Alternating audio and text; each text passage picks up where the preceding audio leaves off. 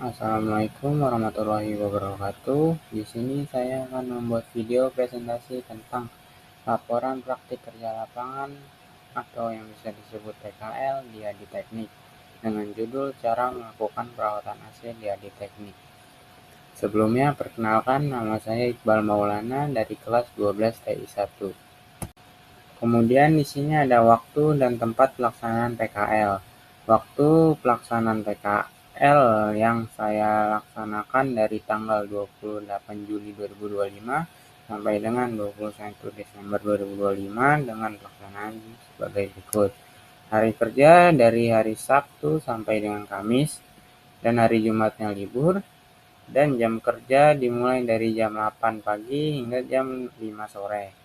Dan tempat pelaksanaan PKL saya ada di Adi Teknik yang beralamat di Jalan Kiai Haji Muchtar Tabrani nomor 8 Bekasi Utara, tepat di depan SPBU Pertamina 34 Street 17140. Kemudian di sini ada sejarah singkat perusahaan Adi Teknik. Perusahaan Adi Teknik ini merupakan perusahaan yang bergerak di bidang jasa perbaikan dan perawatan spesialis air conditioner atau AC, mechanical dan electrical, serta elektronik rumah tangga seperti kipas, indicom, kompor, dan lainnya. Perusahaan ini berdiri pada tahun 1998 yang berlokasi di Jalan Kiai Haji Muchtar Tabrani, tepatnya di depan SPBU Pertamina 34 Street 17140, Bekasi Utara. Didirikan oleh Bapak Hadi Suhanda yang kelahiran asli dari Sumedang. Bapak Hadi ini lahir pada tanggal 11 November tahun 1979 dan tahun ini sudah berumur 46 tahun, dan nama perusahaan ini diambil dari nama beliau sendiri, Bapak Hadi, di mana dia adalah seorang pekerja keras yang berawal dari ikut bekerja dengan saudaranya yang mempunyai perusahaan di bidang pendingin dan ingin mengikuti jejak karir saudaranya untuk membuat sebuah usaha di bidang pendingin yang bertujuan ingin membuka lapangan kerja dan membantu teman-temannya untuk mendapatkan pekerjaan. Seiring berjalannya waktu, Bapak Hadi ini telah berhasil mendirikan sebuah perusahaan yang telah ia rintis sendiri dari nol sampai sekarang ini, di mana dia melakukannya dengan penuh semangat dan perjuangan. Dan Bapak Hadi itu sendiri sekarang telah menjadi pimpinan sekaligus pemilik perusahaan Adi Teknik yang telah berdiri kurang lebih selama 27 tahun. Kemudian di sini ada corporate social responsibility atau CSR yang ada pada perusahaan ini. Yang pertama ada pengelolaan limbah dan material berbahaya seperti oli kompresor dan komponen-komponen elektronik yang sudah lama tidak terpakai ataupun sudah rusak. Yang kedua ada penerapan standar keselamatan kerja K3 yang dilaksanakan oleh para karyawan dari teknik tersebut. Yang ketiga ada edukasi penggunaan energi dan peralatan secara efisien. Edukasi ini diberikan oleh para teknisi kepada para pelanggan. Yang keempat ada pelayanan yang transparan dan akuntabel. Pelayanan ini dimaksudkan agar customer mengetahui kerusakan apa saja serta biaya-biaya yang harus dikeluarkan.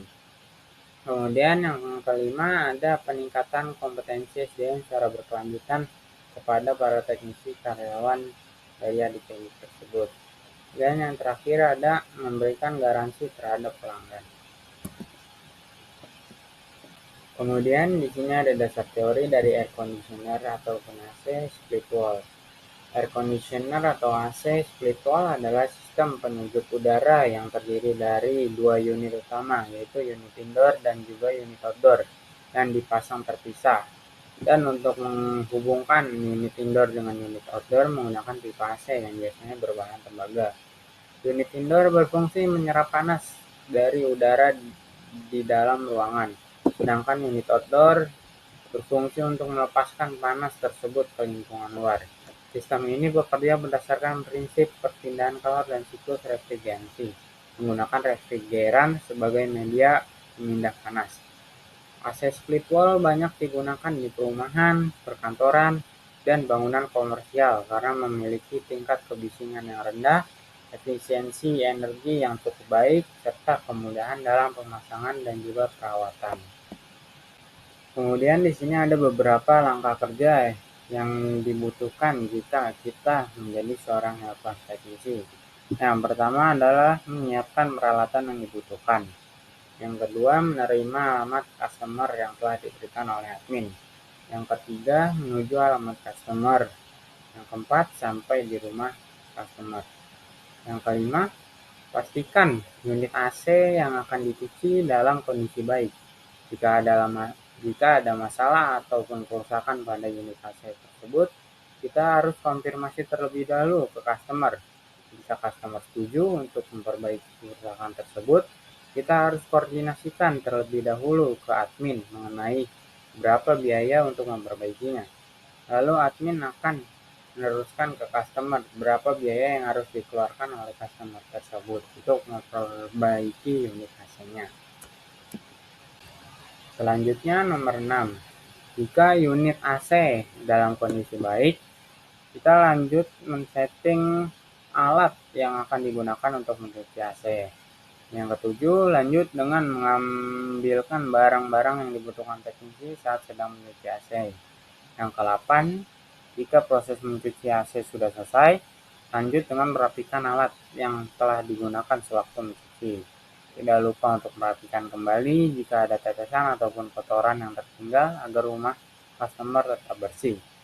Nomor 9, jika di rumah customer pertama sudah selesai, lanjut menuju alamat rumah customer kedua yang telah diberikan oleh admin. Begitupun seterusnya hingga kita menghabiskan semua alamat customer yang telah diberikan oleh admin. Nomor 10, jika jam kerja sudah habis ataupun sudah tidak ada alamat lagi, perhatikan kembali peralatan yang sudah digunakan jika semua pekerjaan sudah selesai. Kemudian di sini ada alat dan bahan yang digunakan. Yang pertama ada jet cleaner, digunakan untuk mencuci unit AC customer. Yang kedua ada plastik cuci AC. Plastik cuci AC ini digunakan untuk menghubungkan unit AC yang akan dicuci dengan bak penampung agar air dari cucian AC bisa masuk ke dalam bak penampung. Yang ketiga ada bak penampung. Bak penampung ini digunakan untuk menampung air kotor yang berasal dari pencucian unit AC. Kemudian yang keempat ada spons dan juga sabun. Spons dan juga sabun digunakan untuk membersihkan unit AC customer agar bersih. Kemudian alat dan bahan yang diperlukan selanjutnya ada kanebo. Kanebo itu digunakan untuk mengeringkan unit AC yang telah dicuci. Setelah kanebo ada tangga. Tangga ini digunakan untuk menjangkau posisi AC yang akan dicuci. Kemudian ada kabel roll yang digunakan untuk menyalakan jet cleaner jika sumber listrik atau stop kontak jauh dari jet cleaner tersebut. Kemudian ada obeng. Obeng digunakan untuk membuka serta memasang kembali baut yang ada pada bodi ataupun casing unit AC. Kemudian ada pengampere. Pengampere digunakan untuk mengukur arus listrik yang masuk ke unit AC tersebut. Kemudian di sini ada alat dan bahan yang digunakan saat saya menjaga di toko. Yang pertama ada alat kebersihan yang digunakan untuk membersihkan toko serta display-display barang yang kotor.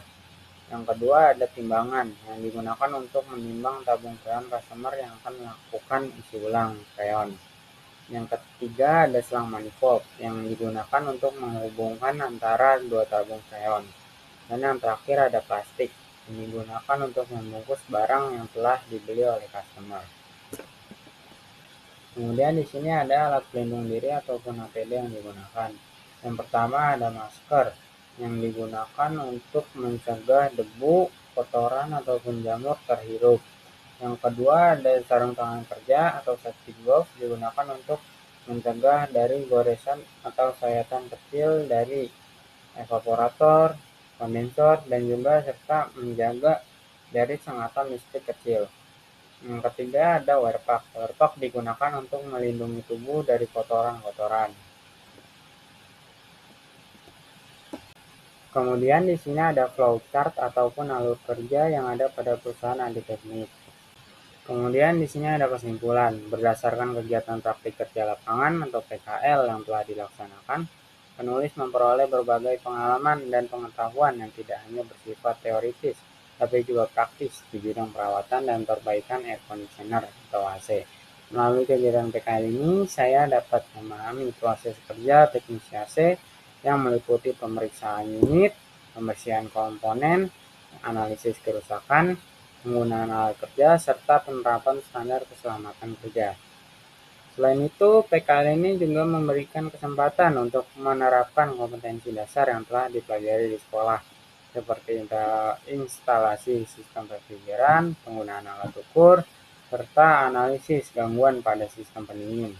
Lingkungan kerja yang profesional membantu saya mengembangkan sikap disiplin, tanggung jawab, kerja sama tim, dan kemampuan berkomunikasi dengan pelanggan. Secara keseluruhan, kegiatan PKL ini memberikan manfaat yang sangat besar bagi saya dalam meningkatkan keterampilan teknis, wawasan industri, serta kesiapan untuk memasuki dunia kerja. Terima kasih bagi yang sudah menonton presentasi saya ini. Mohon maaf jika ada kesalahan kata. Wassalamualaikum warahmatullahi wabarakatuh.